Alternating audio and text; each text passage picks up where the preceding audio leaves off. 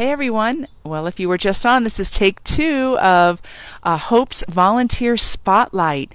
We are looking forward to doing these on a regular basis, just to share with you the inspiration and the stories. There are so many unseen hands that make the work we do possible in our Longmont community. And one of those individuals is longtime volunteer, board member, and she was on the committee helping us put together the gala, RozWeller. So she's going to share a little bit more with you today.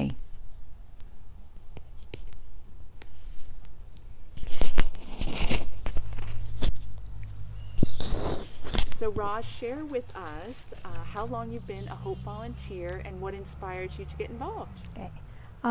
So I've been a soup angel for 6 or 7 years, and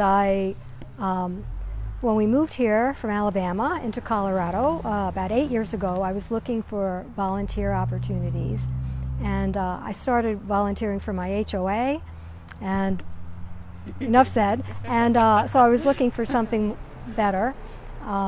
And so I was at Oscar Blues, and they had an outside booth where Lisa Searchinger, former director of Hope, was outside recruiting. And I knew nothing about Hope, but I just stopped by the booth, and she told me about what Hope did and volunteer possibilities, and I decided it would be a good fit for me to be a soup angel, because I like to cook, and I'm very organized.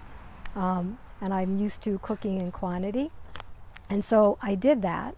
And I started being a soup angel when it was not as much fun, when we had to put the soup in individual styrofoam containers, and that kind of limited what you did, and it was a big mess. So I'm much happier now that you actually can cook in pans, or you could bring crock pots or something like that. So it's actually a much better system. And then I can't remember if I was recruited to the board. I think I was. I think I was recruited to the board, maybe by Lisa. And so I went on the board a little over 3 years ago, and I was co-secretary with another woman for most of that time. And that fit well also with my abilities, because I'm not intimidated by writing. I like to write. I'm a good proofreader. And in fact, when I was secretary, I've been secretary of lots of organizations, and when I was secretary of our HOA, I had us rewrite all of our documents.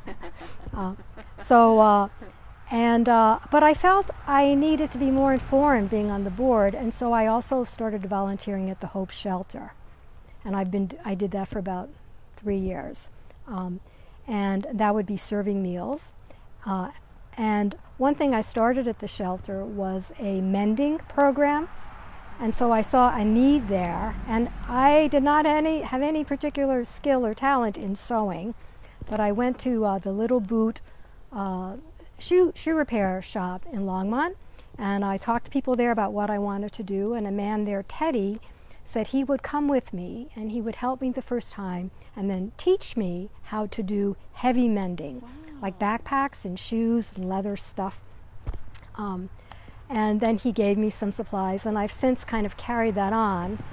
And although I will say I haven't really been at the shelter much since COVID, because when I did the sewing, people were hovering around me telling me what to do. I was, it was in my face, and I just decided that would make me nervous.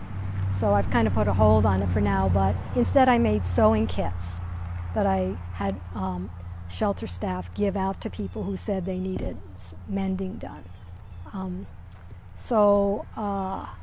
Why I was interested in Hope is when I was a college professor, I did fMRI, functional brain imaging, and the first group of subjects, the first group of people I studied were homeless, crack cocaine addicts, and so I kind of felt that this was me giving back, so that homeless people had helped me in my research in another state, yes, but this would be a way I could kind of give back to the homeless community in another setting.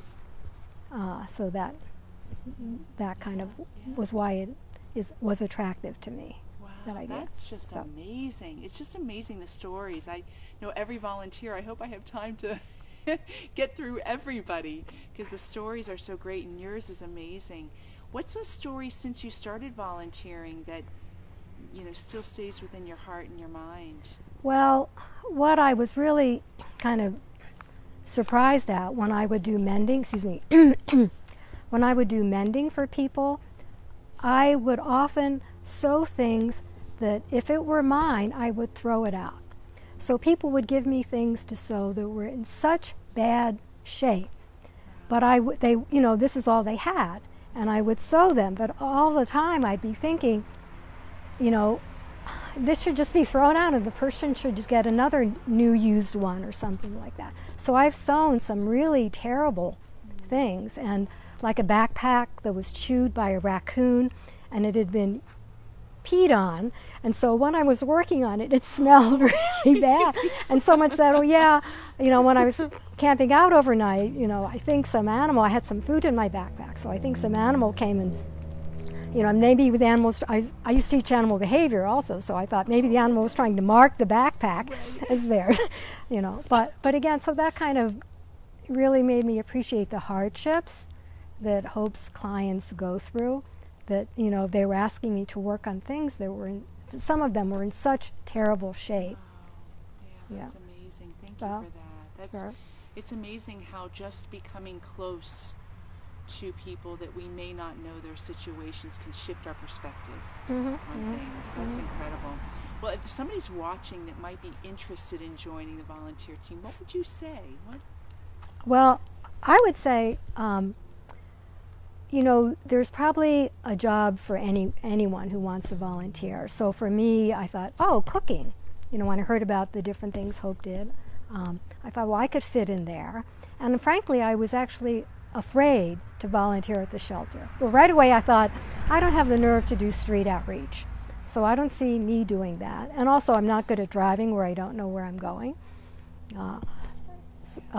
And so I was afraid of the shelter for a while, but once I started going to the shelter, it was much better than I thought it'd be. And so I thought this was so good for me to kind of get out of my little comfort zone and see that, this was much more rewarding than I thought it would be, and it wasn't scary.